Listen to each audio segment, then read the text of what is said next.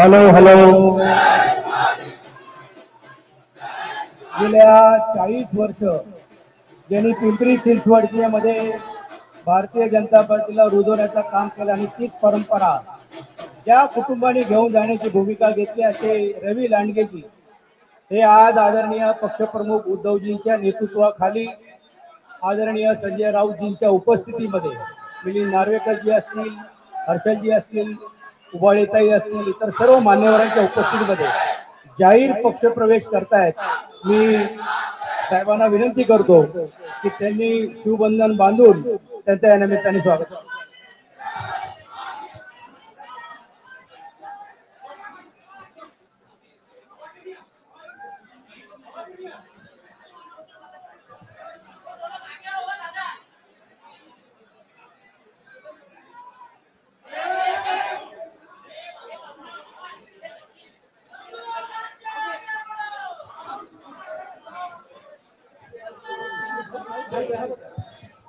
मी आता आदरणीय राऊत साहेबांना विनंती करतो की त्यांनी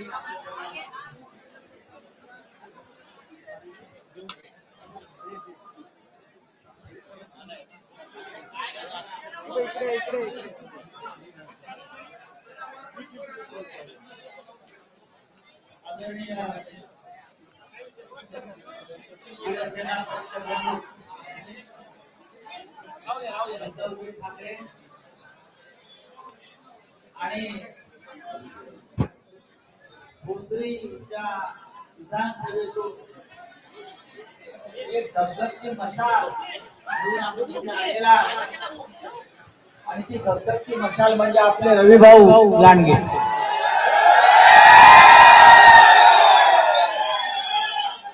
म्हणजे मला तरी असं वाटलं उद्धवजी क्षणभर की भोसरीची विधानसभा जिंकूनच आपण इथे आलेलो आहोत.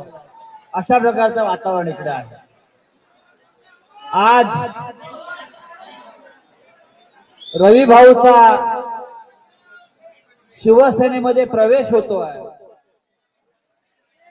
ते शिवसेना परिवारात सामील होत आहेत. रविभाऊ भारतीय जनता पक्षात होते, पण त्याही पेक्षा त्यांचं कुटुंब हे जनसंघाच्या काळापासून जनसंघात होते, मग भारतीय जनता पक्षामध्ये ते आलेले. असे रविभाऊ आज शिवसेनेमध्ये शिवबंधन बांधून शिवसेना परिवारामध्ये आलेले आहे. महाराष्ट्रातलं राजकीय वातावरण किती झपाट्याने बदलत आहे याचा आजचा रविभाऊचा पक्ष प्रवेश हे ज्वलंत उदाहरण आहे. आपण सगळे रविभाऊंचे कार्यकर्ते, त्यांच्या कुटुंबाला मानणारे लोक आजपासून शिवसेना परिवारात आलेला शिवसैनिक म्हणून काम करणार आहात आणि शिवसेनेच्या विचारानं माननीय पक्षप्रमुख उद्धव ठाकरे यांच्या नेतृत्वाखाली आपल्याला पुढल्या दिशेने जायचं आहे. मी रविभाऊने एवढंच सांगेन, आपण योग्य वेळी योग्य पक्षात आलेला आहात आणि आपला इथे अजिबात आल्याचा पश्चाताप होणार नाही. उद्धवजींच्या नेतृत्वाखाली एक कुटुंब म्हणून आपण राहतो आणि भविष्यामध्ये आपल्याला महाराष्ट्रामध्ये ठाकरे 2 हे सरकार आणायचं आहे. त्यासाठी आपल्याला भोसरी जिंकणं गरजेचं आहे आणि आपल्याला त्यासाठी शर्त करावी लागेल की भोसरीमध्ये शिवसेनेचा आमदार, शिवसेनेचाच आमदार, हे मी चवर जोर देऊन सांगतो आहे. मी पुन्हा एकदा आपलं स्वागत करतो आणि रविभाऊ आपण आपलं मनोगत व्यक्त करावं.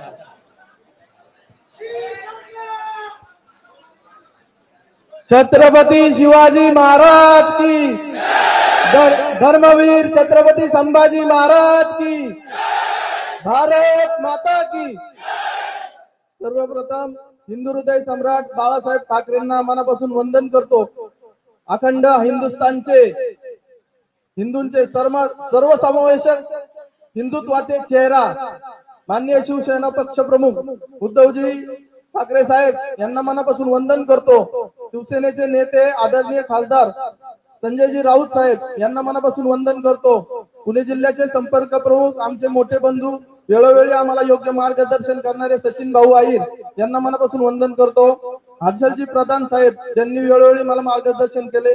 मिलिंदजी नार्वेकर साहेब तसेच आमच्या पिंपरी चिंचवड मधून आलेले सर्व निष्ठावंत कार्यकर्ते आणि शिवसेनेच्या ज्येष्ठ नेत्या आपल्या आक्रमक शैलीसाठी प्रसिद्ध असलेल्या सुलभाताई उबाळे, आमचे मोठे बंधू एकनाथ भाऊ पवार, धनंजय भाऊ आल्हाट, संजय वगैरे पाटील, सर्व पिंपरी चिंचवड मधील पुण्यामधील पदाधिकारी आणि आता शिवसेनेच्या माझ्या प्रवेशाला साक्षीदार असलेले माझे सगळे मित्र परिवार, सगळे बंधू, सर्वांचं मनापासून आभार व्यक्त करतो.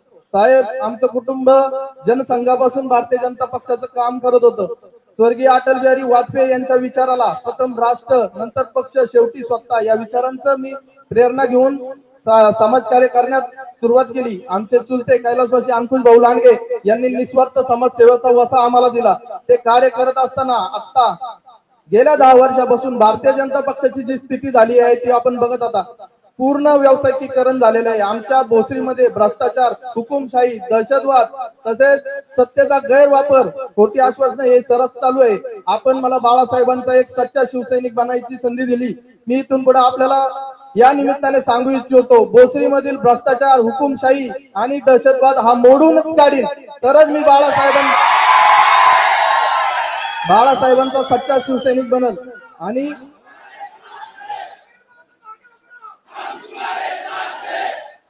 आपण आपल्या सर्वांनी मला आशीर्वाद दिलेत, स्वागत केले, त्याबद्दल मनापासून आभार मानतो. जाता जाता एकच वाक्य सांगतो. स्वर्गीय लोकनेते गोपीनाथरावजी मुंडे काय म्हणायचे, मी प्रथम शिवसैनिक आहे, नंतर भारतीय जनता पक्षाचा आहे. आणि आमचे सासरे बाजीराव लांडे पाटील ते सुद्धा शहर प्रमुख होते. विधानसभा त्यांनी लढवली आहे शिवसेना पक्षाकडून. त्यामुळे मी इथं आल्यामुळे मी शिवसेना कुटुंबातील आहे, वेगळ्या कुठं आलेलो नाही अशी भावना माझ्यामध्ये आहे. आणि आपण पुन्हा एकदा मला शिवसैनिक बनण्याची संधी दिली त्याबद्दल मनापासून आभार व्यक्त करतो. सर्वांचे ऋण व्यक्त करतो. धन्यवाद.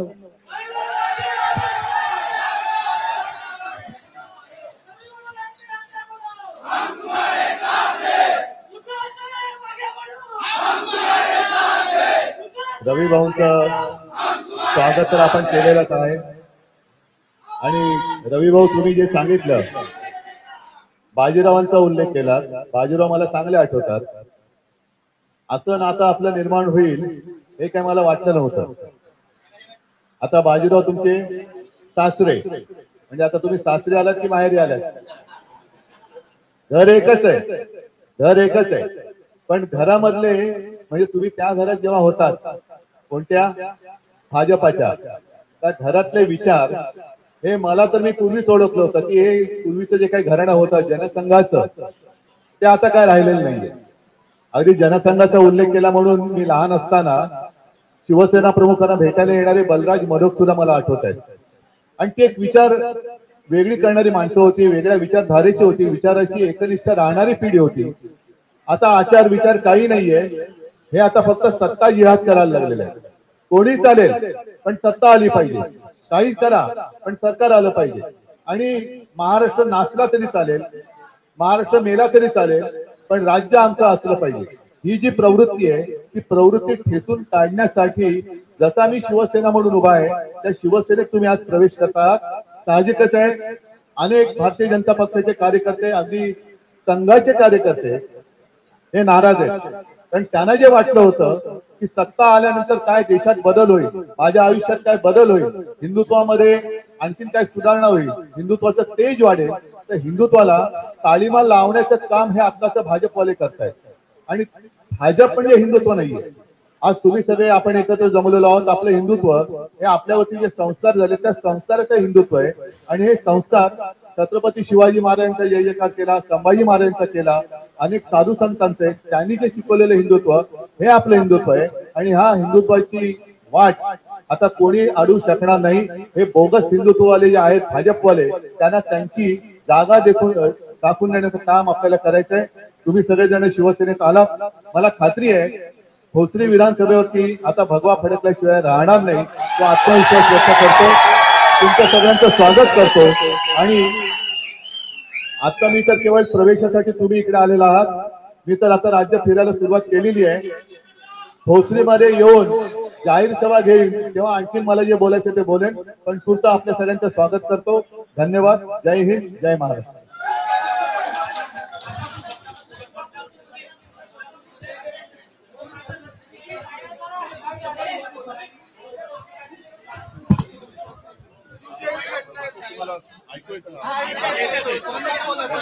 बदलापूरमध्ये जी दुर्दैवी घटना घडलेली आहे, या घटना हल्ली संपूर्ण देशात वारंवार घडत आहेत आणि आपल्याकडे कशी घाणेरडी पद्धत सुरू झालेली आहे की ठराविक राज्यातल्या ठराविक घटनांचं राजकारण केलं जातंय. माझं मत असं आहे, जे आज संजय राऊत यांनी सामन्याच्या अग्रलेखात पण लिहिलेलं आहे, एका बाजूला आपण लाडकी बहीण म्हणत असताना, योजना आणत असताना, या बहिणीच नव्हे तर त्यांच्या छोट्या छोट्या मुली सुद्धा आपल्या राज्यात असुरक्षित आहेत, त्यांच्यावरती अत्याचार होत आहेत आणि आपण कुठला तरी एखादा विषय घेऊन, म्हणजे एखाद्या राज्यात झालेली घटना नाही, देशात कुठेही अशी घटना घडता कामा नये आणि या घटनेला जे कोणी गुन्हेगार जबाबदार असतील त्यांना तर लवकरात लवकर केस चालवून, मग ती फास्ट ट्रॅक म्हणा किंवा काही म्हणा. आपल्याला अनुभव आहे की गेल्या काही वर्षांपूर्वी दिल्लीमध्ये निर्भया कांड झालं होतं. निर्भयाचे सगळे आरोपी पकडले, गुन्हे साबित झाले, पण किती वर्षांनी त्यांना फाशी दिलं गेलं. आणि मग या सगळ्या दिरंगाईला जबाबदार कोण? जेवढे एखाद्या महिलेवरती अत्याचार करणारे गुन्हेगार हे त्या घटनेसाठी जबाबदार असतात, तसंच त्याचा न्याय निवाडा करून त्याच्यावरती शिक्षेची अंमलबजावणी करायला दिरंगाई करणारे सुद्धा जबाबदार धरले पाहिजेत. हे जर का झालं तर आणि तरच अशा गोष्टींना आळा बसेल. तूर्त मी एवढंच म्हणेन की अशा घटनेचं राजकारण न करता, जसं आता हाथरस, उन्नाव, त्याच्यानंतर राजस्थानमध्ये काही घडलं, आता बदलापूरमध्ये घडलं, अगदी कुठेही काही घडलं तरी ते सुट्टा कामा नये. सगळेजण पक्षभेद, जातपात विसरून एकत्र झाले तर आणि तरच आपल्या देशातल्या आणि राज्यातल्या महिला सुरक्षित राहतील आणि तरच आपण म्हणू शकतो की माझ्या राज्यातली महिला ही माझी बहीण आहे, माझी लाडकी बहीण आहे.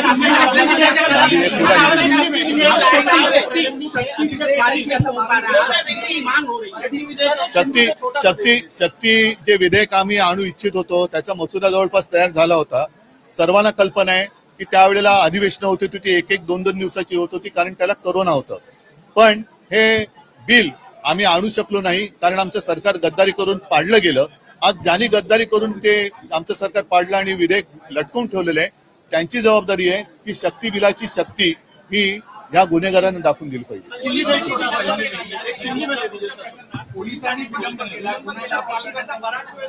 नाही, मला तर असं कळलं की ती शाळा सुद्धा भाजपच्या लोकांशी संबंधित होती.